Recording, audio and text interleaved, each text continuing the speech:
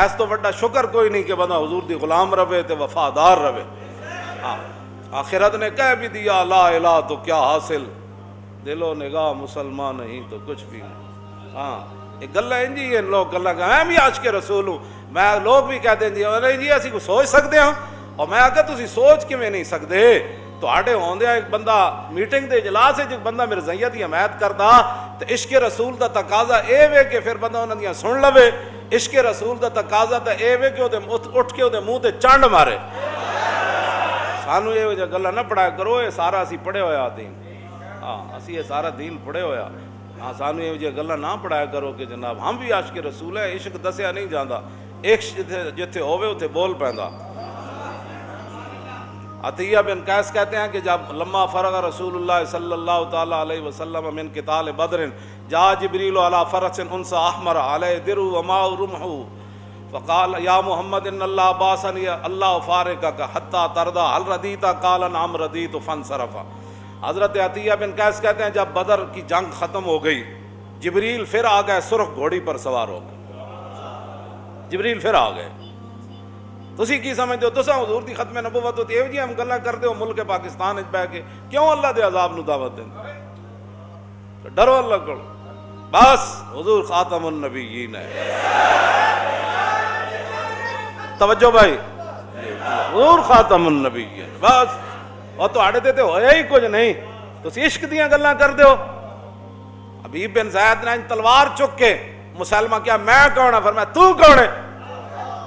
تسی ساریاں میٹنگاں کرن تو بعد کہندے وہ میٹنگ میں غلطی ہو گئی، وہ لکھنے میں کیوں غلطی ہوئی؟ اور بار بار تانوں حضور دی ختم نبوت دے بارے غلطی لگدی.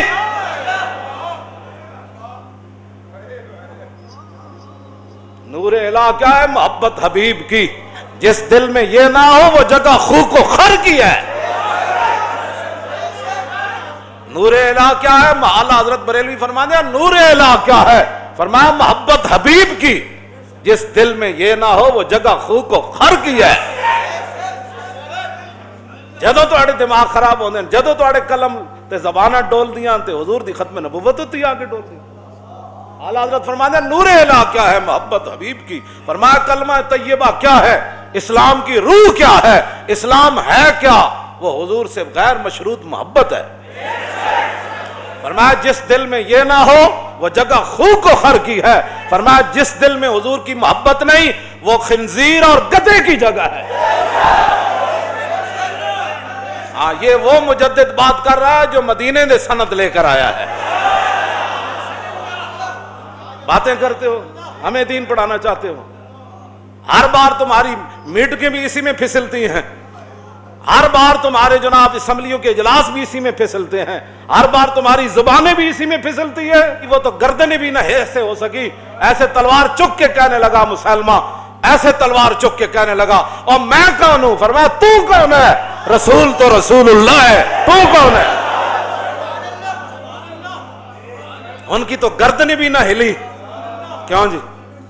جسم کے ٹکڑے کر دیے مسلمہ نے، ہاتھ پاؤں کاٹ کر اتنا سارا جسم بچا، آگ میں پھینک کر کہنے لگا میں کون ہوں؟ فرمایا تو کون ہے؟ رسول رسول اللہ ہی ہے. اتنا تم نے ہر مسئلے کو ہلکا لے لیا ہے. تم ہر مسئلے کو جناب وہ اس آنکھوں سے دیکھتے ہو بھئی یورپ کیا چاہتا ہے، یورپ کھڈے میں جائے کیا چاہتا ہے، کافر جہنم میں جائیں کیا چاہتے ہیں. ہمیں کسی سے کوئی غرض نہیں، ہم نے تو وہ بات کرنی ہے جو اللہ اور اس کا رسول چاہتا ہے.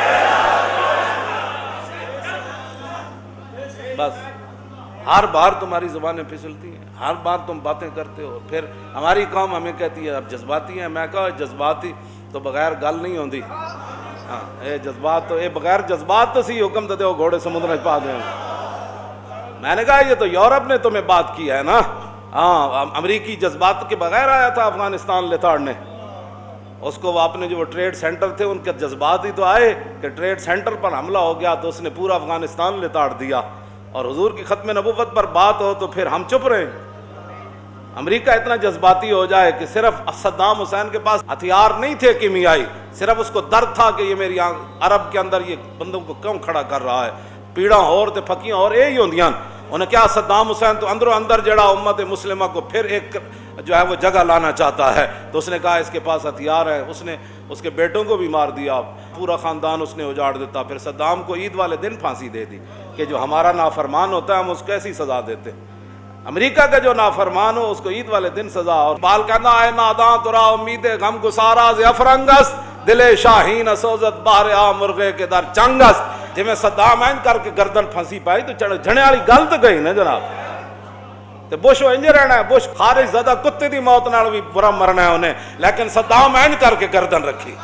ہاں مسلمان اپنا آب و تاب رکھتا ہے، مسلمانوں کی اپنی ایک ساری کفر کیا چاہتا ہے، ہمیں اس سے کیا غرض ہے، کیا چاہتا ہے۔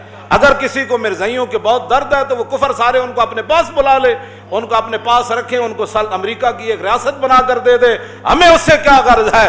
پاکستان جو ہے وہ مرزائیوں کے لیے نہیں بنا، نہ مرزائیوں کے سہولت کاروں کے لیے بنا، نہ مرزائیوں کو اوپر لانے کے لیے بنا۔ پاکستان تو بنا رسول اللہ کے خاتم النبیین ہونے کا، جو حضور نے اعلان فرمایا اس کی حفاظت کے لیے بنا ہے پاکستان۔